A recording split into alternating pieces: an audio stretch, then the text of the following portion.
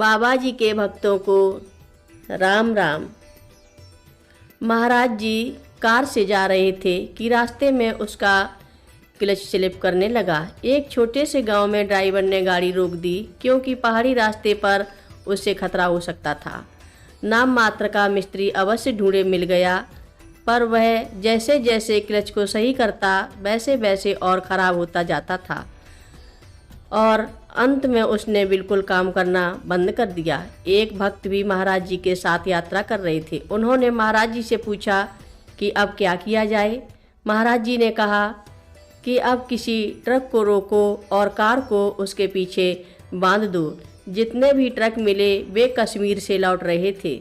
जब महाराज जी से यह बात कही गई तो उन्होंने कहा कि अरे ये ब्राह्मण इतने कंजूस हैं कि इतना पैसा भी खर्च नहीं कर सकते कि ट्रक कार को घसीट कर ले जाए।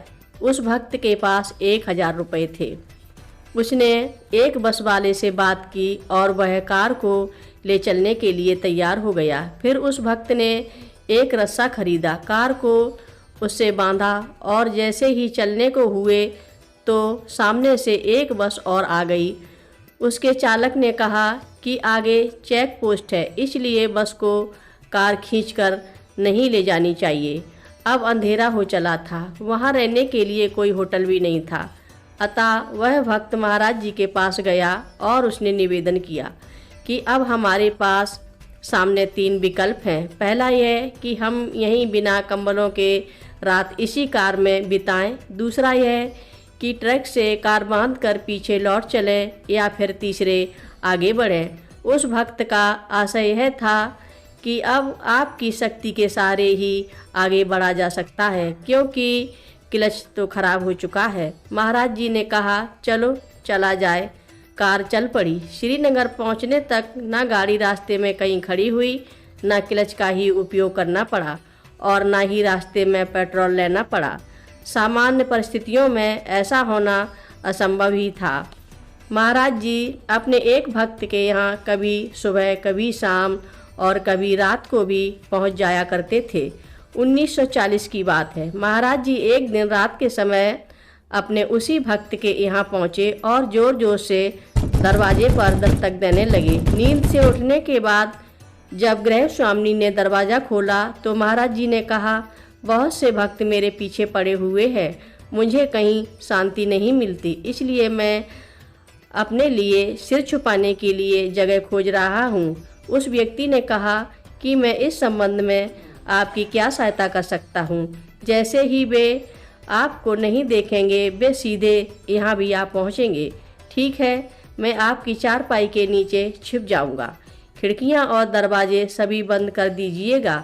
एक चटाई और कंबल मुझे दे दीजिए। अगर लोग ढूंढते हुए आए तो उनसे कह दीजिएगा कि महाराज जी को हमने कहीं नहीं देखा है। उस व्यक्ति ने वैसा ही किया जैसा उससे कहा गया था।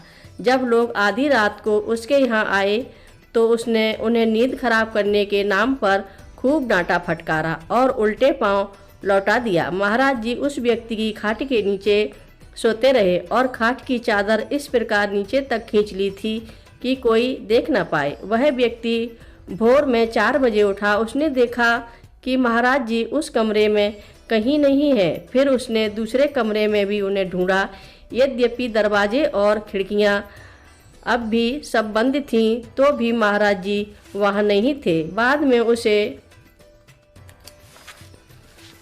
पता चला कि महाराज जी उसी मकान में चले गए हैं जहां से वे आए थे। जब महाराज जी से पूछा गया कि जब आप गए होंगे तब खिड़कियां दरवाजे तो सब बंद थे, तो महाराज जी ने इतना ही कहा और मुस्कराए, आपको मैं परेशान नहीं करना चाहता था, आप हमारे परम भक्त हैं। बाबा जी की कथाएं सुनने के लिए सभी भक्तों का धन्यवाद। महाराज जी सभी भक्तों पर अपनी विशेष कृपा बनाए रखें। सभी भक्त मिलकर बोलो, नीप करोरी बाबा जी महाराज की जय बोलो।